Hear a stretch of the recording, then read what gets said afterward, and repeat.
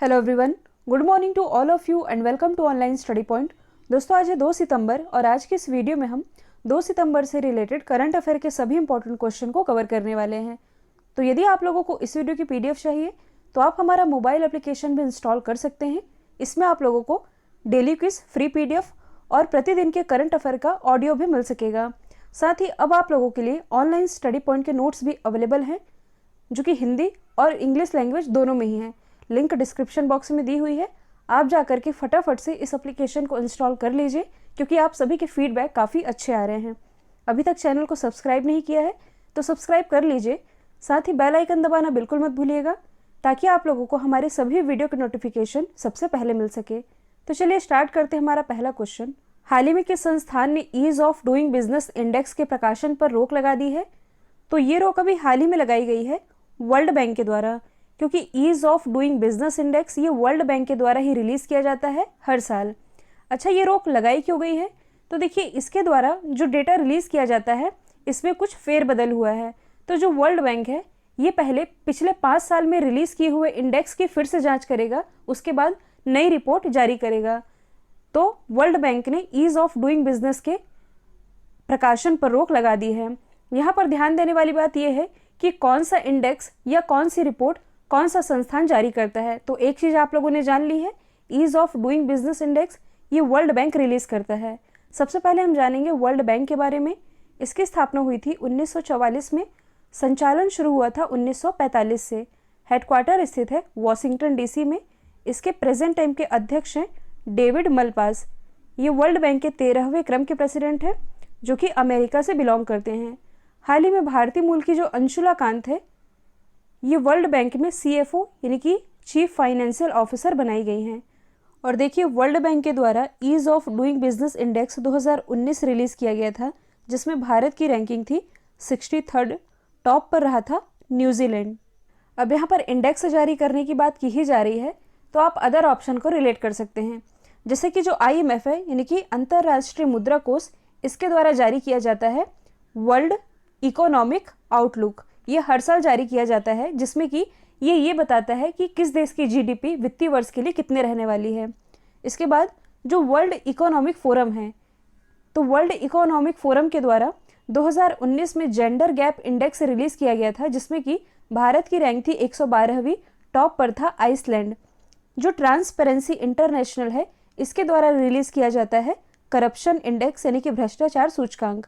और भ्रष्टाचार सूचकांक में इंडिया रहा है 80 नंबर पर। टॉप पर रहा है डेनमार्क, मतलब कि डेनमार्क में सबसे कम करप्शन होता है। हाल ही में पूर्व राष्ट्रपति प्रणब मुखर्जी का निधन हो गया है। उन्हें भारत रत्न से कब सम्मानित किया गया था? तो ऐसे क्वेश्चन भी बनते हैं। इन्हें सम्मानित किया गया था वर्ष 2019 में। और जब इन्हें सम्मानित किया गया था तो इनके अलावा भूपेन हजारिका और नानाजी देशमुख, इन तीनों को ही सम्मानित किया गया था, क्योंकि जो भारत रत्न है ये एक साल में अधिकतम 3 लोगों को ही मिल सकता है। यहाँ पर ध्यान देने वाली बात यह है कि भारत रत्न में केवल पदक और प्रमाण पत्र दिया जाता है, कोई भी धनराशि नहीं दी जाती है। और इसकी शुरुआत की गई थी 2 जनवरी 1954 में फॉर्मर प्रेसिडेंट राजेंद्र प्रसाद जी के द्वारा। अब यदि हम बात करें राष्ट्रपति के पद की, तो भारतीय संविधान में राष्ट्रपति के पद का उल्लेख है आर्टिकल 52 से लेकर के 62 तक। जो पूर्व प्रेसिडेंट रहे हैं प्रणब मुखर्जी, ये भारत के 13वें क्रम के प्रेसिडेंट रहे हैं। 2012 से लेकर के 2017 तक ये भारत के प्रेसिडेंट रहे हैं, और इनका भी हाल ही में निधन हो चुका है। अभी तक यदि आप लोगों ने ऑनलाइन स्टडी पॉइंट के करंट अफेयर PDF को परचेस नहीं किया है तो इसे आप परचेस कर सकते हैं। इसमें जनवरी 2020 से लेकर के जून 2020 तक के, मतलब कि 6 महीने के मोस्ट इंपॉर्टेंट 800+ क्वेश्चन कवर कराए गए हैं, जो कि आपके आने वाले किसी भी एग्जाम के पॉइंट ऑफ व्यू से मोस्ट इंपॉर्टेंट PDF है। लिंक डिस्क्रिप्शन बॉक्स में दी हुई है। अगला क्वेश्चन है, हाल ही में लेबनान के नए प्रधानमंत्री कौन बने हैं? तो ये भी हाल ही में बन गए हैं मुस्तफ़ा अदीब। अब यदि आप लोगों को याद होगा तो मैंने आप लोगों को बताया था लेबनान की जो कैपिटल है बेरूत, यहाँ पर जो ब्लास्ट हुआ था अमोनियम नाइट्रेट के कारण, इस ब्लास्ट के कारण यहाँ पर इमरजेंसी लगा दी गई थी, जिसके बाद से वहाँ के जो प्रधानमंत्री थे हसन दियाब और पूरी सरकार को इस्तीफा देना पड़ा था, जिसके बाद से अब नए प्रधानमंत्री बन गए हैं मुस्तफ़ा अदीब। सबसे पहले आप मैप में देख सकते हैं लेबनान की लोकेशन। कैपिटल अभी मैंने बताया है, कैपिटल है बेरूत, करेंसी है लेबनानी पाउंड। अब देखिए यहाँ पर जो इमरजेंसी लगाई गई थी, इमरजेंसी लगाने के बाद भारत के द्वारा लेबनान को 58 टन राहत सामग्री यानी कि मानवीय सहायता प्रोवाइड कराई गई थी। लेबनान के आसपास की भी लोकेशन आप देख सकते हैं, ये है लाल सागर, ये है भूमध्य सागर यानी कि मेडिटेरियन सी। अब यहाँ पर प्राइम मिनिस्टर की बात की ही जा रही है, तो हाल ही में जो मार्क एंथनी फिलिप्स है, ये बनाए गए हैं गुयाना के नए प्रधानमंत्री, जबकि जो हिचेम मचीची है ये ट्यूनीशिया के नए प्रधानमंत्री बन गए हैं। तो ये सभी आप याद रखेंगे। और आज आप लोग थोड़ा माफ़ कीजिएगा, आवाज़ थोड़ी डाउन आ रही होगी, तो एक्चुअली गले में थोड़ी प्रॉब्लम है जिसके कारण मैं ज़्यादा ज़ोर से बोल नहीं पा रही हूँ, तो आज आप थोड़ा मैनेज करिएगा। अगला क्वेश्चन है, हाल ही में किस राज्य सरकार ने पूर्व मंत्री चेतन चौहान के नाम पर रोड का नाम रखने की घोषणा की है? तो ये घोषणा भी हाल ही में की गई है उत्तर प्रदेश गवर्नमेंट के द्वारा। यदि हम बात करें चेतन चौहान की, तो ये भारत के ओपनर बल्लेबाज भी रहे हैं और भारतीय टीम के लिए यानी कि इंडियन क्रिकेट टीम के लिए इन्होंने खेला भी है। और इन्होंने भारतीय जनता पार्टी ज्वाइन की थी 1991 में, और इनके निधन के बाद अब उत्तर प्रदेश गवर्नमेंट के द्वारा इन्हीं के नाम पर एक रोड का नाम रखने का ऐलान किया गया है। सबसे पहले हम जान लेते हैं उत्तर प्रदेश के बारे में। आप मैप में देख सकते हैं इसकी लोकेशन।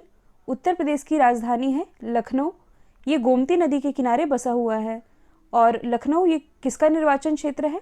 रक्षा मंत्री राजनाथ सिंह जी का।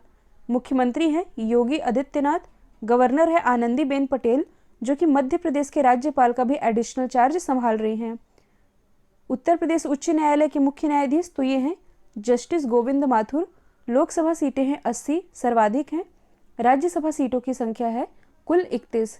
और देखिए भारत का पहला गिद्ध संरक्षण और प्रजनन केंद्र ये उत्तर प्रदेश में ही स्थापित किया जाएगा। कुछ दिन पहले मैंने आप लोगों को बताया था कि कोविड-19 टेस्टिंग के मामले में पूरे भारत में जो उत्तर प्रदेश है ये टॉप पर है।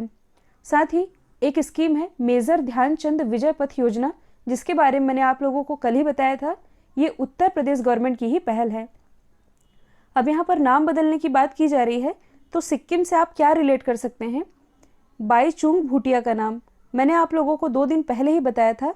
हाल ही में सिक्किम के नामची में एक फुटबॉल स्टेडियम का नाम बाईचुंग भूटिया के नाम पर रखा जाएगा, और ये भारत का ऐसा पहला स्टेडियम होगा जिसका नाम किसी फुटबॉलर के नाम पर होगा। यदि हम बात करें दिल्ली की, तो दिल्ली में स्थित है फिरोज शाह कोटला स्टेडियम, जिसका नाम बदल करके कुछ समय पहले ही किया गया है अरुण जेटली स्टेडियम। और इसी अरुण जेटली स्टेडियम में एक पवेलियन का नाम विराट कोहली के नाम पर रखा गया है। और हरियाणा से आप लोगों को क्या याद रखना है? तो देखिए जो अंबाला बस स्टैंड है इसका नाम बदल करके सुषमा स्वराज बस स्टैंड कर दिया गया है। तो ये सभी आप याद रखेंगे। नेक्स्ट है, हाल ही में किन 2 देशों के बीच पहली कॉमर्शियल उड़ान शुरू की गई है? तो ये पहली कॉमर्शियल उड़ान ये भी हाल ही में शुरू की गई है इजराइल और यूएई के बीच। तो काफ़ी दिनों से मैं आप लोगों को बता रही हूँ कि इजराइल और यूएई के बीच जो ऐतिहासिक दुश्मनी थी ये अब खत्म हो चुकी है। और इस दुश्मनी को खत्म करने पर यानी कि इस दुश्मनी को खत्म करने में अमेरिका के प्रेसिडेंट डोनाल्ड ट्रंप की अहम भूमिका रही है। और कल मैंने आप लोगों को बताया था कि हाल ही में जो यूएई है इसने एक अध्यादेश जारी किया है कि इजराइल के साथ सभी बहिष्कार को खत्म किया जाता है। अब बहिष्कार खत्म होने से दोनों देशों के बीच ट्रेड यानी कि व्यापार को भी बढ़ावा मिलेगा, और अब दोनों देशों के बीच कॉमर्शियल उड़ान सेवा भी शुरू कर दी गई है। तो 1 बाय 1 हम दोनों ही कंट्रीज़ को मैप में देखेंगे। सबसे पहले आप मैप में देख सकते हैं इजराइल की लोकेशन। इजराइल की कैपिटल क्या है? यरूशलेम। करेंसी है Israeli new shackle. Prime minister कौन है? तो ये हैं बेंजामिन नेतन्याहू।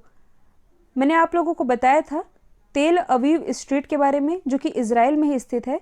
अभी हाल ही में तेल अवीव स्ट्रीट का नाम बदल करके टैगोर स्ट्रीट कर दिया गया है। अब यदि हम बात करें यूएई की, तो ये अरब प्रायद्वीप का हिस्सा है। यहाँ पर मैंने आप लोगों को लोकेशन बताई है इजराइल की। थोड़ी देर पहले मैंने आप लोगों को यही पास लेबनान की लोकेशन बताई थी। यूएई की कैपिटल क्या है? Abu Dhabi. और अबू धाबी में विश्व का सबसे प्राचीनतम मोती खोजा गया है। करेंसी है यूएई दिरहम। यूएई में स्थित है दुबई। और इंडियन करेंसी को स्वीकार करने वाला विश्व का पहला एयरपोर्ट ये दुबई ही बना है। कुछ समय पहले ही भारत के जो प्राइम मिनिस्टर है नरेंद्र मोदी जी, इन्हें यूएई के highest civilian honour order of Zayed से भी सम्मानित किया जा चुका है। तो ये सभी आप याद रखेंगे। अब इस क्वेश्चन में इंटरनेशनल रिलेशन की बात की जा रही है, तो ऑप्शन भी मैंने कुछ ऐसे सेट किए हैं जो कि इंटरनेशनल रिलेशन से रिलेटेड है और भारत से रिलेटेड है। यदि हम बात करें भारत और नेपाल की, तो देखिए भारत और नेपाल के बीच मोतीहारी से लेकर के अमलेखगंज, मोतीहारी ये स्थित है बिहार में, अमलेखगंज ये स्थित है नेपाल में। तो मोतीहारी से लेकर के अमलेखगंज के बीच दक्षिण एशिया की पहली तेल पाइपलाइन बिछाई गई है भारत और नेपाल के बीच। यदि हम बात करें भारत और श्रीलंका की, तो देखिए श्रीलंका में स्थित है त्रिंकोपाली पोर्ट, और इसी त्रिंकोपाली पोर्ट के डेवलपमेंट के लिए इंडिया और श्रीलंका के बीच MOU पर हस्ताक्षर किए गए हैं। यदि हम बात करें भारत और इजराइल की, तो साइबर सिक्योरिटी को ध्यान में रखते हुए इन दोनों देशों के बीच हाल ही में MOU पर हस्ताक्षर किए गए हैं। हाल ही में एकलव्य पुरस्कार 2020 से किसे सम्मानित किया गया है, तो ये भी हाल ही में सम्मानित की गई हैं इशिका चौधरी। सबसे पहले यदि मैं आप लोगों को बताऊं एकलव्य पुरस्कार के बारे में, तो ये पुरस्कार उन युवा खिलाड़ियों को दिया जाता है जो नेशनल और इंटरनेशनल लेवल पर अच्छा परफॉर्म करते हैं, और 2020 का ये अवार्ड मिला है इशिका चौधरी को, जो कि एक हॉकी प्लेयर हैं। अब यहाँ पर अवार्ड की बात की जा रही है, तो आप अदर ऑप्शन को रिलेट कर सकते हैं। यदि हम बात करें सत्येंद्र सिंह लोहिया की, जो कि एक पैरा स्विमर हैं, इन्हें भी हाल ही में तेनजिंग नोर्गे राष्ट्रीय अवार्ड से सम्मानित किया गया है, और इन्हें ये अवार्ड किस लिए मिला है, वाटर एडवेंचर के लिए। मैंने आप लोगों को बताया था कि तेनजिंग नोर्गे अवार्ड जो है ये 4 कैटेगरी में दिया जाता है, water adventure, air adventure, land adventure और लाइफ टाइम अचीवमेंट अवार्ड में। तो वाटर एडवेंचर में ये अवार्ड जीता है सत्येंद्र सिंह लोहिया ने, और ये अवार्ड पाने वाले ये पहले पैरा स्विमर बन गए हैं। यदि हम बात करें नीलकंठ भानुप्रकाश की, तो इनके बारे में मैंने आप लोगों को कुछ दिन पहले ही बताया था। अभी हाल ही में जो मेंटल कैलकुलेशन वर्ल्ड कप रहा था, इसमें भारत के लिए गोल्ड जीतने वाले, मतलब कि भारत के लिए पहला गोल्ड ये जीता था नीलकंठ भानुप्रकाश ने। यदि हम बात करें सुश्री सुधा पेनुली की, तो राष्ट्रीय शिक्षक पुरस्कार 2020 से सुश्री सुधा पेनुली को सम्मानित किया जाएगा। अगला क्वेश्चन है, हाल ही में अंडमान और निकोबार द्वीप समूह में हाई स्पीड 4G सेवा शुरू करने वाला पहला नेटवर्क ऑपरेटर ये कौन बन गया है, तो ये भी हाल ही में बन गया है एयरटेल। यदि हम बात करें एयरटेल की, तो इसकी स्थापना हुई थी 1995 में, हेडक्वार्टर स्थित है नई दिल्ली में। इसके MD और चेयरमैन तो ये हैं सुनील भारती मित्तल, और ये ऐसा पहला ऑपरेटर बन गया है जिसने कि अंडमान निकोबार द्वीप समूह में 4G हाई स्पीड सेवा शुरू की है। तो अब हम जान लेते हैं अंडमान निकोबार के बारे में। आप मैप में देख सकते हैं इसकी लोकेशन, और यहाँ पर इसे मैंने आप लोगों को चेन्नई से कनेक्ट करके क्यों बताया है वो भी मैं बताऊंगी। पहले मैं आप लोगों को अंडमान निकोबार के बारे में बता देती हूँ। देखिए 10 डिग्री चैनल के द्वारा अंडमान और निकोबार ये अलग होते हैं। 2018 में ही अंडमान निकोबार के 3 द्वीपों के नाम बदले गए हैं। रॉस द्वीप, जिसका नाम बदल कर किया गया है नेताजी सुभाष चंद्र बोस द्वीप। हैवलॉक द्वीप, इसका नाम बदल कर किया गया है स्वराज द्वीप। जबकि जो नील द्वीप है इसका नाम बदल करके शहीद द्वीप कर दिया गया है। और क्यों किया गया है, तो इसके पीछे एक स्टोरी है। वर्ष 1943 में जो नेताजी सुभाष चंद्र बोस है ये अंडमान निकोबार गए थे और यहाँ पर भारतीय तिरंगा फहराया था, जिसके 75 साल कंप्लीट हुए थे 2018 में। और इस 75 वर्ष पूरे होने पर इन 3 जगहों के नाम बदले गए थे। साथ ही 75 रुपये का एक स्मारक सिक्का भी जारी किया गया था। तो ये आप याद रख सकते हैं। अब यहाँ पर इसे मैंने चेन्नई से कनेक्ट करके क्यों बताया है, तो कुछ दिन पहले मैंने आप लोगों को बताया था कि चेन्नई और अंडमान निकोबार के बीच एक ऑप्टिकल फाइबर केबल सर्विस शुरू की गई है, जिसका उद्घाटन प्राइम मिनिस्टर नरेंद्र मोदी जी के द्वारा वर्चुअली किया गया था। तो देखिए इसी परियोजना का जो क्रियान्वयन है ये कौन कर रहा है, ये कर रहा है BSNL। तो यहाँ से 2 ऑप्शन क्लियर हो गए हैं। अब बच रहा है रिलायंस जियो। तो यदि आप करंट से रिलेट करेंगे तो हाल ही में जो ट्राई है यानी कि telecom regulatory authority of India, इसके द्वारा एक लिस्ट जारी की गई है इंटरनेट स्पीडिंग के मामले में। तो इंटरनेट स्पीड के मामले में जो रिलायंस जियो है ये टॉप पर रहा है। नेक्स्ट है, हाल ही में रशिया और भारत के बीच कौन से हथियार का सौदा होने जा रहा है, तो ये साइंस एंड टेक्नोलॉजी का क्वेश्चन है। ये सौदा होने जा रहा है AK-203 असॉल्ट राइफल का। सबसे पहले हम जान लेते हैं रशिया के बारे में। आप मैप में देख सकते हैं, ये है रशिया की लोकेशन। ऐसी केवल 2 ही कंट्रीज़ हैं जो कि यूरोप का भी पार्ट है और एशिया का भी पार्ट है। एक तो है रशिया, दूसरा है तुर्की। तो देखिए तुर्की का जो सबसे बड़ा शहर है इस्तांबुल, इस्तांबुल की लोकेशन लगती है एशिया से भी और यूरोप से भी। जो तुर्की का एशिया वाला पार्ट है ये कहलाता है अनातोलिया, जबकि तुर्की का वो वाला हिस्सा जो यूरोप से लगता है ये कहलाता है थ्रेस। रशिया की यदि बात की जाए तो कैपिटल है मॉस्को, करेंसी है रूबल। में यहाँ के नए प्राइम मिनिस्टर बनाए गए हैं, इनका नाम क्या है? Mikhail Mishustin. अब देखिए यहाँ पर साइंस एंड टेक्नोलॉजी वाले क्वेश्चन में भी आप अदर ऑप्शन को रिलेट कर सकते हैं। यदि हम बात करें S-400 मिसाइल की तो ये भी रशिया से ही रिलेटेड है, जबकि जो राफेल विमान है ये किससे रिलेटेड है? फ्रांस से। इंडिया और फ्रांस के बीच की डील है। स्पाइक ये किससे रिलेटेड है? तो देखिए ये रिलेटेड है इजराइल से, और जो स्पाइक है ये एक एंटी टैंक गाइडेड मिसाइल है। तो ये सभी आप याद रखेंगे। नेक्स्ट है CSIR-CMERI द्वारा डेवलप वर्ल्ड का सबसे बड़ा सोलर ट्री ये कहाँ स्थापित किया गया है? तो ये स्थापित किया गया है पश्चिम बंगाल में। और पश्चिम बंगाल में भी कहाँ? पश्चिम बंगाल के दुर्गापुर में। सबसे पहले मैं आप लोगों को इसकी फुल फॉर्म बता देती हूँ। तो CSIR इसकी फुल फॉर्म है the council of scientific and industrial research, और CMERI इसकी फुल फॉर्म है central mechanical engineering research institute. इसी के द्वारा वर्ल्ड का सबसे बड़ा सोलर ट्री स्थापित किया गया है पश्चिम बंगाल के दुर्गापुर में।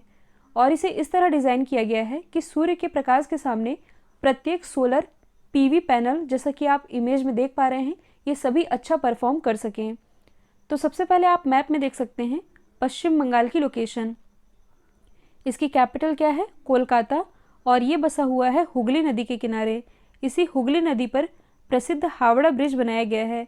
मुख्यमंत्री हैं ममता बनर्जी, गवर्नर है जगदीप धनखड़, और कोलकाता उच्च न्यायालय के मुख्य न्यायाधीश हैं TBN राधाकृष्णन। जो कोलकाता है ये सब्जियों के उत्पादन में टॉप पर रहा है, जबकि फलों के उत्पादन में टॉप पर रहा है आंध्र प्रदेश। और देखिए यहाँ पर सोलर की बात भी तो की जा रही है, यहाँ से आप कुछ रिलेट कर सकते हैं। कुछ दिन पहले मैंने आप लोगों को बताया था कि सौर ऊर्जा से संचालित विश्व का पहला एयरपोर्ट ये है कोचीन इंटरनेशनल एयरपोर्ट। ये कहाँ स्थित है? केरल में। साथ ही भारत का 100% सौर ऊर्जा से संचालित पहला गांव ये है मध्य प्रदेश में स्थित, मध्य प्रदेश के बैतूल जिले में है। इसका नाम है बाचा गांव। तो ये भी आप याद रखेंगे। नेक्स्ट है हाल ही में मेडबोट मेडिकल ट्रॉली किसके द्वारा डेवलप की गई है? तो ये अभी हाल ही में डेवलप की गई है इंडियन रेलवे के द्वारा। और क्यों की गई है? तो कोविड-19 रोगियों को भोजन और दवाएं पहुंचाने में मदद करने के लिए ये रिमोट से चलने वाली मेडिकल ट्रॉली डेवलप की गई है, जिसका नाम है मेडबोट। अब यदि हम बात करें इंडियन रेलवे की, तो प्रेजेंट टाइम में हमारे रेल मंत्री कौन है? पीयूष गोयल जी। ये हमारे 44वें क्रम के रेल मंत्री हैं। पहले रेल मंत्री तो ये थे जॉन मथाई। अब देखिए रेलवे से रिलेटेड आप कुछ एप्लीकेशन याद रखेंगे, रेल मदद और स्फूर्ति, साथ ही मेन्यू ऑन रेल। ये सभी इंडियन रेलवे के द्वारा कुछ समय पहले ही लॉन्च किया गया था। यदि आप करंट से रिलेट कर सके तो भारत की जो पहली किसान रेल सुविधा है, किसान रेल कहाँ से कहाँ तक चलाई गई है? नासिक के देवलाली से लेकर के बिहार के दानापुर तक, जिसके बारे में मैंने आप लोगों को बताया भी था। इंडियन रेलवे से ही रिलेटेड 2 टारगेट आपने याद रखना है। पहला टारगेट रखा गया है 2024 तक का, मतलब कि इंडियन रेलवे को 2024 तक 100% विद्युतीकृत यानी कि इलेक्ट्रीफाइड कर दिया जाएगा। दूसरा याद रखना है आप लोगों को 2030। तो 2030 तक इंडियन रेलवे के द्वारा 0 कार्बन उत्सर्जन का लक्ष्य रखा गया है। तो ये सभी आप याद रख सकते हैं क्योंकि करंट से रिलेटेड है। अब देखिए आज की इस वीडियो में मैंने वर्ल्ड मैप इसलिए नहीं लगाया है क्योंकि ऑलरेडी आज की वीडियो में हम लोगों ने कुल 5 कंट्रीज़ को वर्ल्ड मैप के थ्रू डिस्कस कर लिया है, इसलिए मैंने आज इसे ऐड नहीं किया है। कल मैंने आप लोगों से पूछा था किस संस्थान ने प्रतिष्ठित मौलाना अब्दुल कलाम आज़ाद ट्रॉफी जीती है? राइट आंसर था पंजाब विश्वविद्यालय चंडीगढ़। अब आप लोगों के लिए आज का सवाल है, हाल ही में अशोक के वैद्य द्वारा लिखी गई किताब गैस्ट्रिक कैंसर ये किसने लॉन्च की है? तो राइटर हैं अशोक के वैद्य। लॉन्च किसने की है आप लोगों को कमेंट बॉक्स में बताना है। तो आई होप ये वीडियो आप लोगों को पसंद आया है। यदि पसंद आया है तो वीडियो के ख़त्म होने के बाद एक लाइक ज़रूर कीजिएगा। साथ ही अपने स्टडी रिलेटेड ग्रुप में एक शेयर करना बिल्कुल मत भूलिएगा। तो आज के लिए इतना ही। Thank you so much.